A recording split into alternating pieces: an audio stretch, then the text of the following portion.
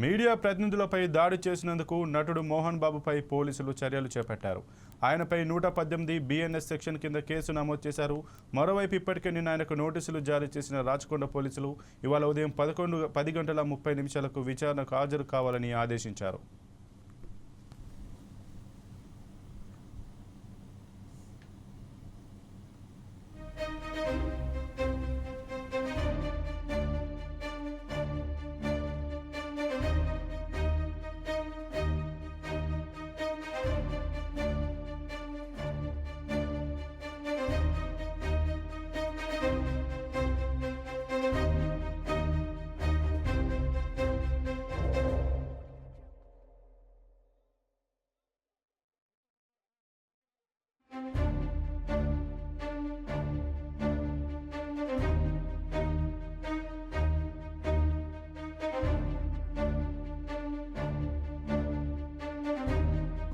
హైదరాబాద్ అయితే నిన్న తీవ్ర ఘర్షణ తర్వాత మోహన్ బాబు ఆసుపత్రిలో చేరారు. హైదరాబాద్ శివారు షాద్నగర్లోని జల్పల్లిలో ఉన్న ప్రముఖ నటుడు మోహన్ బాబు ఇంటి దగ్గర తీవ్ర ఉద్రిక్తత నెలకొంది. మోహన్ బాబు ఇంటి వద్ద జరుగుతున్న పరిణామాలను కవరేజ్కి వెళ్లిన మీడియా ప్రతినిధులపై మోహన్ బాబుతో పాటు ఆయన సెక్యూరిటీ సిబ్బంది దాడికి పాల్పడ్డారు. ఈ సమయంలో తీవ్ర ఆగ్రహానికి గురైన మోహన్ బాబు మీడియా ప్రతినిధుల చేతిలోని మైకులు, కెమెరాలను లాక్కుని ధ్వంసం చేశారు. ఈ ఘటనలో 2 జర్నలిస్టులకు గాయాలైనట్లు సమాచారం. ఈ పరిణామాలతో మోహన్ బాబు నివాసం వద్ద హై టెన్షన్ వాతావరణం నెలకొంది. ఇక నిన్న రాత్రి మోహన్ బాబు ఇంటికి వచ్చిన ఆయన కుమారుడు హీరో మంచు మనోజ్, అతడి భార్య మోనికను ఇంట్లోకి రానివ్వకుండా సెక్యూరిటీ సిబ్బంది అడ్డుకున్నారు. మనోజ్ కారును ఇంటి బయట గేట్ దగ్గరే సిబ్బంది ఆపేశారు. కారు దిగిన మనోజ్ దంపతులు ఇంట్లోకి వెళ్లేందుకు ప్రయత్నించగా మోహన్ బాబు సెక్యూరిటీ సిబ్బంది రాకుండా అడ్డుకున్నారు. దీంతో చాలాసేపు గేట్ వద్ద నిల్చున్న మంచు మనోజ్ ఆ గేట్లను ధ్వంసం చేస్తూ ఇంటి లోపలికి వెళ్లేందుకు ప్రయత్నం చేశాడు.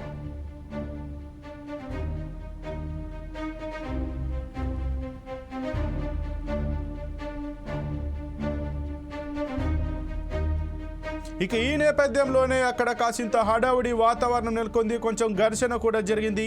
దీన్ని కవర్ చేయడానికి వెళ్ళినటువంటి మీడియా ప్రతినిధులపైన మోహన్ బాబు అయితే వాళ్ళ చేతిలో ఉన్న మైక్ని లాక్కొని వారిపైన అయితే దాడి చేశారు. ఇక మోహన్ బాబుతో పాటు అతని సిబ్బంది కూడా మీడియాపై దాడి చేయడంతో ఇద్దరికి తీవ్ర గాయాలయ్యాయి. కొంత కెమెరాలు కూడా ధ్వంసమైన పరిస్థితి కనిపిస్తుంది. ఇక ఈ నేపథ్యంలో మోహన్ బాబు పైన అయితే పోలీసులు 118 BSN సెక్షన్ కింద కేసు అయితే నమోదు చేశారు. ఈరోజు ఆయనను విచారణకు హాజరు కావాలంటూ కూడా ఆదేశాలు జారీ చేశారు.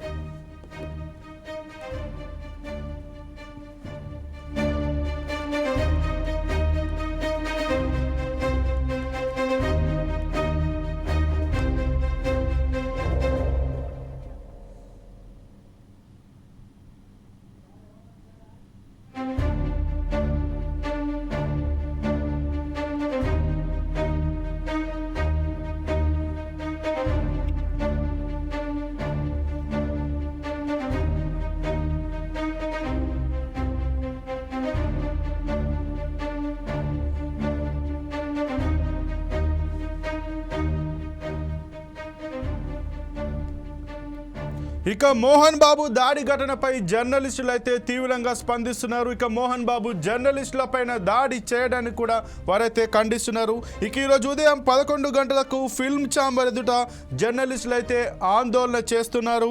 ఇక రంజిత్ పై దాడిని ఖండించిన జర్నలిస్ట్ సంఘాలు నిరసనలో పెద్ద ఎత్తున పాల్గొనాలంటూ జర్నలిస్టులకైతే పిలుపునిచ్చినట్టుగా తెలుస్తుంది. ఇక ఏదైతే మోహన్ బాబు సినీ నటుడు మోహన్ బాబు జర్నలిస్టులపై చేసినటువంటి దాడిని కూడా అడ్వకేట్లు కూడా ఖండిస్తున్నటువంటి పరిస్థితి. ఇక దీనికి సంబంధించి ఇది ఒక మీడియా పైన ఏదైతే మోహన్ బాబు చేసే దాడి ఉందో అది హేయమైన చర్యగా అంటూ కూడా advocate association chairman Govardhan Reddy కూడా ఖండించినటువంటి పరిస్థితి. ఇక ఈ నేపథ్యంలో మోహన్ బాబు ఏదైతే మీడియా పైన దాడి చేశాడో దీనిపైన మాత్రం సర్వత్రా ఇటు సినీ నుంచి సినీ ప్రముఖుల నుంచి కావచ్చు, ఇటు ముఖ్యుల నుంచి, ముఖ్యంగా జర్నలిస్టుల సంఘాల నుంచి మాత్రం తీవ్రంగా పెద్ద ఎత్తున నిరసన, అలాగే నిరసన అయితే వెల్లువేరుస్తున్నట్టుగా తెలుస్తుంది. ఇక ఏదేమైనా మోహన్ బాబు పైన అయితే పోలీసులు 118 BNS సెక్షన్ కింద అయితే కేసు అయితే నమోదు చేశారు. దానికి సంబంధించి ఆయన ఈరోజు విచారణకు హాజరు కావాల్సిందంటూ కూడా నోటీసులు అయితే దాడి చేశారు.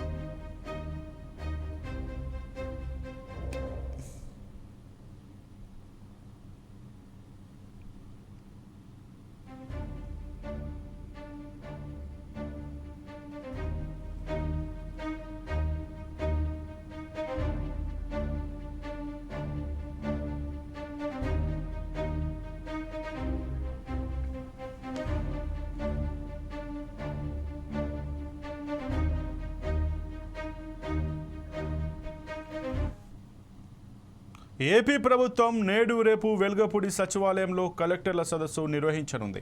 సీఎం చంద్రబాబు అధ్యక్షతన వహించనున్న ఈ సదస్సులో స్వర్ణాంధ్ర విజన్ 2047 డాక్యుమెంట్, కొత్త పాలసీలు, రానున్న రోజుల్లో అందించే పాలన తదితరాలపై దిశానిర్దేశం చేయనున్నారు.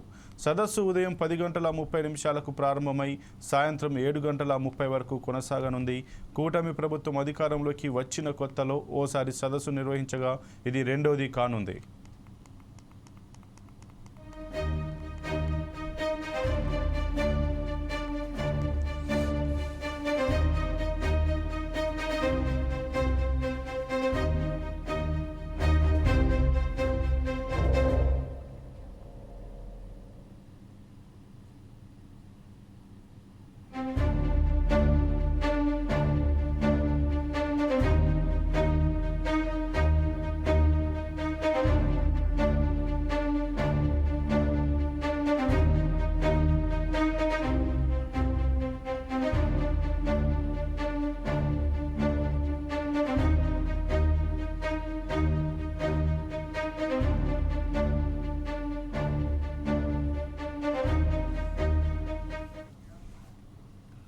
తెలంగాణ సీఎం రేవంత్ రెడ్డి ఇవాళ రాజస్థాన్లోని జైపూర్కు వెళ్లనున్నారు. అక్కడ జరిగే బంధువుల వివాహానికి ఆయన హాజరు కానున్నారు. అనంతరం సీఎం ఢిల్లీ వెళ్లనున్నట్లు తెలుస్తోంది. హస్తినలో రాహుల్ గాంధీ సహా కాంగ్రెస్ అగ్రనేతలను ఆయన కలుస్తారని సమాచారం. మంత్రివర్గ విస్తరణ, పీసీసీ రాష్ట్ర కార్యవర్గం ఎంపిక, రాష్ట్రంలో తాజా రాజకీయ పరిస్థితులపై ఆయన చర్చించనున్నారు.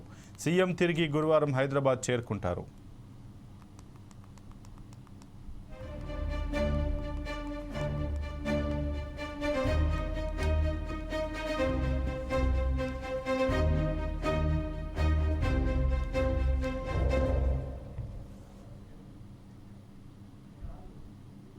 అశ్వాపురం మండలం మొండికుంటలో నిన్న సాయంత్రం తప్పిపోయిన చిన్నారుల ఆచూకీ లభ్యమైంది. మొండికుంట గ్రామం నుంచి తప్పిపోయిన 2 బాలికలు కావ్య, నాగశ్రీ, ప్రసాదులు మొండికుంట ధాన్యం కొనుగోలు కేంద్రంలో నిన్న సాయంత్రం ఆడుకుంటూ పొద్దుపోవడంతో తల్లిదండ్రులు కొడతారని భయంతోనే రాత్రి అదే ప్రాంతంలో నిద్రపోయారు. ఉదయం పోలీసులు గ్రామస్తులతో వెతుకుతుండగా కనిపించినట్లు తెలిపారు.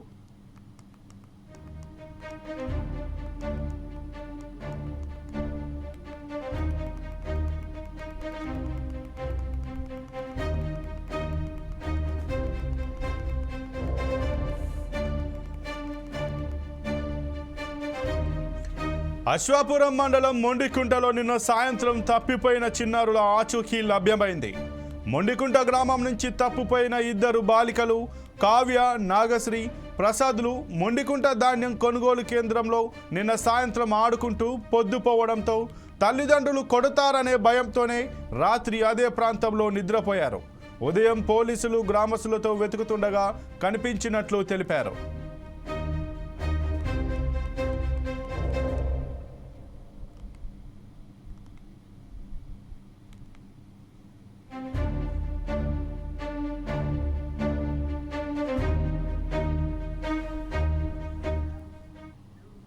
సూర్యాపేట జిల్లాలో ఆశా వర్కర్ల అక్రమ అరెస్టు తగదని ఆశా వర్కర్ల యూనియన్ జిల్లా గౌరవ అధ్యక్షులు వెంపటి గురుజీ అన్నారు. ఆశా వర్కర్లను విధుల్లోకి వెళ్లకుండా నిర్బంధించడంపై వారు ఆగ్రహం వ్యక్తం చేశారు. పోలీస్ స్టేషన్ ముందు ఆశా వర్కర్లు నిరసన కార్యక్రమాన్ని చేపట్టారు. ఆశా వర్కర్ల వేతనాలు పెంచమని డిమాండ్ చేస్తే అక్రమంగా నిర్బంధించడం సరికాదని ఆశా వర్కర్ల సంఘం వాపోతోంది. ప్రభుత్వ వైఖరిపై ఆశా వర్కర్లు పలుచోట్ల నిరసన కార్యక్రమాలు చేపడుతున్నారు.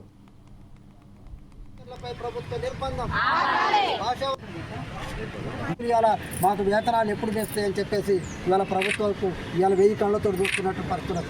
అంతేకాదు ఇలా కరోనా టైంలో మనందరం కూడా ఇళ్లలో ఉంటే కరోనా టైంలో వాళ్ళ కుటుంబాన్ని పనంగా పెట్టి వాళ్ళని మా ఆరోగ్యాలు పోయినా ఏం లేదు, కానీ ప్రభుత్వం ఇచ్చిన బాధ్యత ప్రకారం కరోనాలో బయటికి వెళ్ళి ధైర్యంగా పనిచేసినటువంటి వాళ్ళు ఇలా ఆశా వర్కర్లు.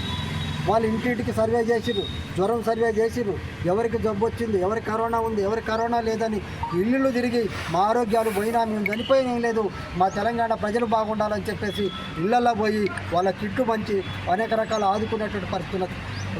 మన ఇళ్లలో మనకొక్కరికి జబ్బు వస్తేనే, ఒక్కరికి జ్వరం వస్తేనే మనమే చూసుకోలేము.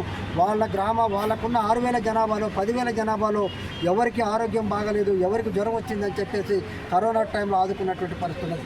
అంతేకాదు ఈరోజు బోధకాలు ట్యాబ్లెట్ వాళ్ళే పంచాలి, టీబీ ట్యాబ్లెట్ వాళ్ళే పంచాలి, వాళ్ళ లెప్రసీ ట్యాబ్లెట్ వాళ్ళే పంచాలి, HIV ట్యాబ్లెట్ వాళ్ళే పంచాలి. అనేక రకాల జబ్బులతో గోడుకునుండి వాళ్ళకు అనేక రకాల అంటువ్యాధులు వచ్చినా కానీ వాళ్ళు ఎన్నో కష్టాలు పడుతూ ఇల్లు తిరిగి ఇలా ఆశా వర్కర్లు పనిచేస్తూ ఉన్నది. అందుకే ప్రజాప్రభుత్వంలో రేవంత్ రెడ్డి ముఖ్యమంత్రి గారికి ఈ పని ఎందుకు కనిపించట్లేదు. అసెంబ్లీ సమావేశం జరుగుతుంది కాబట్టి మా కోరికలు ప్రభుత్వం దృష్టికి వెళ్ళాలని చెప్పేసి మెడికల్ డైరెక్టర్ కోటికాడికి వెళ్ళి మీరు తెలంగాణ తల్లి విగ్రహం అసెంబ్లీ దగ్గర ఆవిష్కరిస్తూ ఉంటే కోటి దగ్గర జరిగే ధర్నాకు తెలంగాణ తల్లి ఎట్టా రెండింటికి మ్యాచ్ చేసి ఈ విగ్రహావిష్కరణ రోజు వీళ్ళు ఆందోళనకి ఎట్లా పిలిపిస్తారని చెప్పేసి అక్కడక్కడ తప్పుడుగా ఇలా సమాచారాన్ని కింది దాకా చేరవేస్తూ ఉంటారు. అందుకే అక్కడ కొంతమంది మీడియాలో సిఐ గారి మీద ఆశా వర్కర్ చేసుకుని కాబట్టి అక్కడ లాఠీ చార్జ్ జరిగిందని చెప్పేసి కొంత తప్పుడు సమాచారం వస్తుంది. కానీ అక్కడ జరిగినటువంటి యథార్థ ఘటన అరెస్టు చేసి వ్యాన్లోకి ఎక్కించినప్పుడు. ఇక ఇవి ఇప్పటివరకు బులెటిన్లోని అప్డేట్స్. మరిన్ని అప్డేట్స్ కోసం చూస్తూనే ఉండండి 4 Sides TV.